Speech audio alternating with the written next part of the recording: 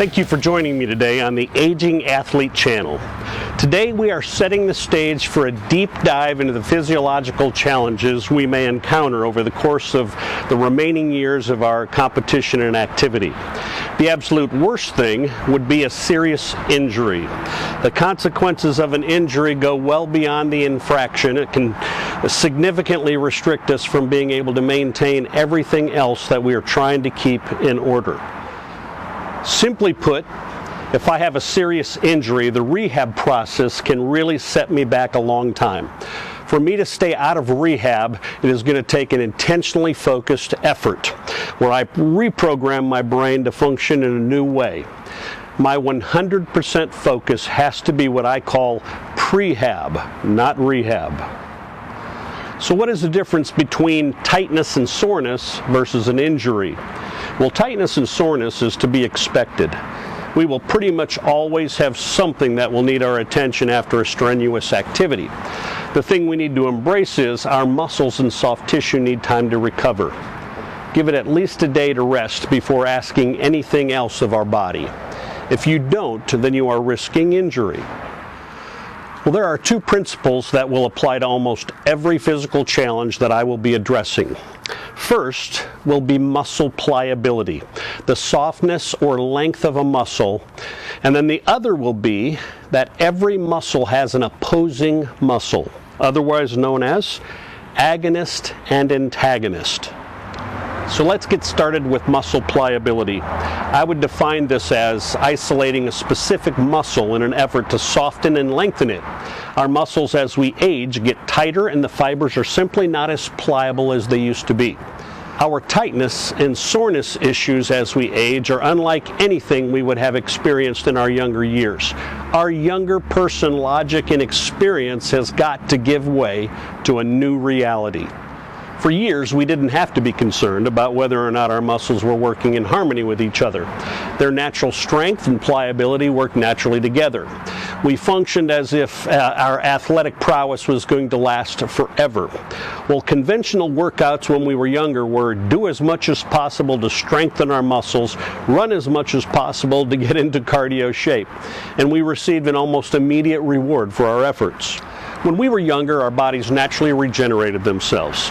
For instance, collagen is the most abundant protein in the body, found mostly in skin, bones, and connective tissue. It gives our body strength, structure, and elasticity and pliability. But as we age, our collagen declines and the proteins that make up collagen become more rigid. Well, I take collagen every morning with my first cup of coffee. What I like about Vital Proteins is it is grass-fed and pasture-raised. Make sure you maximize the most health you can out of something like this, but I highly recommend that one. I will put the link in the description, an Amazon link in the description box for this video. But I do believe this is the most important supplement on our list, and I will do down the road a few episodes on supplements, but this is the very first I would recommend for the aging athlete.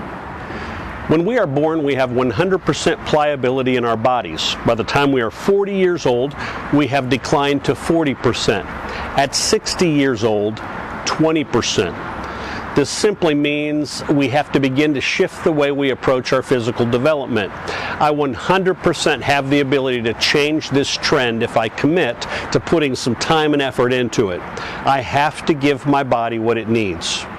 So, as we navigate through the process of addressing the common issues and challenges of the aging body, pliability will play a major role in almost all the cases. So let's shift gears and discuss why a focus on our opposing muscles is important. Let's start with an explanation of how the muscles function. Muscles are arranged in pairs. An agonist muscle initiates movement while the antagonist is the muscle that opposes the action.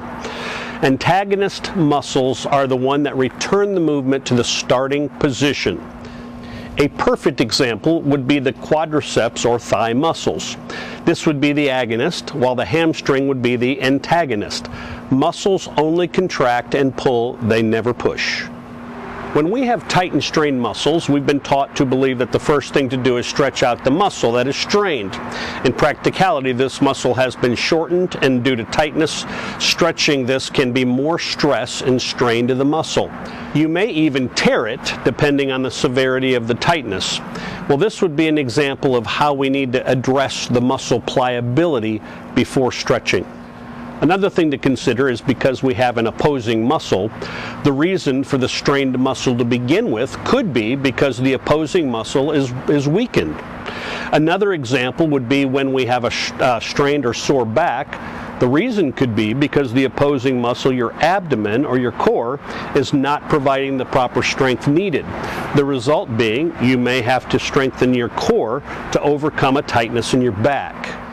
If you are experiencing a strained muscle, you can go to your browser and search "what is the opposing muscle for?" and you'll get an answer. Well, these two principles will apply to much of the journey ahead. Next time I am starting with the most important part of the body for the aging athlete, the feet. I will share an Amazon link for this t-shirt if you're interested. Thanks for joining me today. Just a reminder, don't forget to subscribe to the channel. Have a fantastic week and God bless.